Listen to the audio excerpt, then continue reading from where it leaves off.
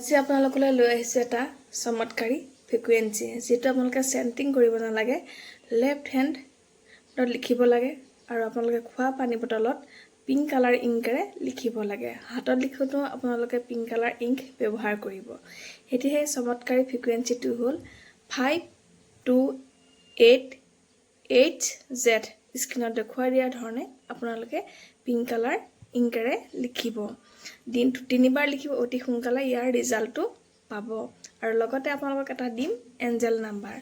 72,129,184 এটো লগতে লিখিব